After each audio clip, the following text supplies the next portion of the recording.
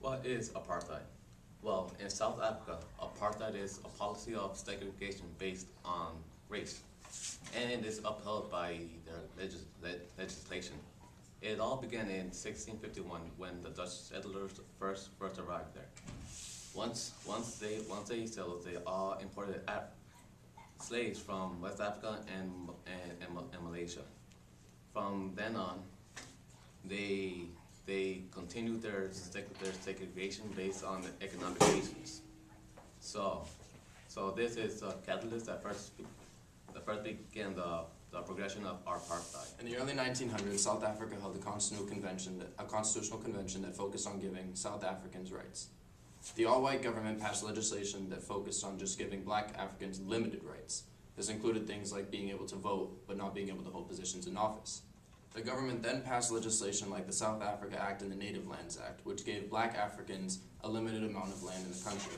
This was used to focus on giving them inferior rights and inhibiting their progression as a portion of the race. The Native Lands Act gave 80% of the population approximately 7% of the land, which inhibited their ability to grow and inhibited their ability to acquire rights. Following this, the African National Congress attempted to gain civil liberties through the Defiance Campaign. After the Nationalist Party was elected into office, that's when apartheid had really begun.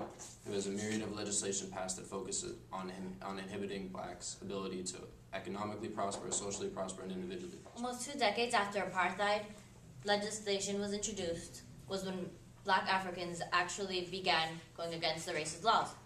In the 1970s, groups and organizations began sprouting up to go against apartheid, and in 1976, the apartheid riots basically came to a climax when the Soweto riot broke out to demonstrate against discrimination, and police reacted with gunfire. 575 people were killed, and thousands more were injured and arrested. He enacted many laws that included reform and basically counteracted the laws of apartheid. Mandela's election into office validated the black African struggle for civil rights. He focused on a multicultural government which promoted unity over diversity. National reconciliation became his primary task. Throughout his term as presidency, economic debt and hardships made Mandela's domestic efforts all the more difficult. However, he passed legislation like the Land Restitution Act, which gave back black Africans land that was lost in the Native Lands Act. He also focused on things like the HIV and AIDS epidemic, which he received a little bit of criticism of. Following his retirement as president, he actually focused on these more in order to restore the fact that he felt he failed his country. Black African struggle for civil rights was actually validated through efforts. Following the election of Mandela as president and his many efforts to restore a multicultural nation to South Africa, there were things that they benefited from greatly. It's a gradual process that's not going to happen immediately, but they are taking the steps that they need in order to actually bring the nation back to one. The reconciliation in South Africa has been something that's been very progressive for them in helping. The struggle of apartheid within South Africa is synonymous to the struggle of the civil rights movement within America.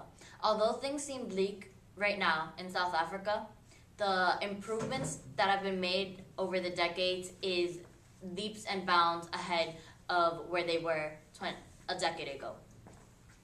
Like the civil rights movement paid off in America, we can also see that progress in South Africa can be achieved if everybody works together and keeps upholding the truth that human rights are above everything.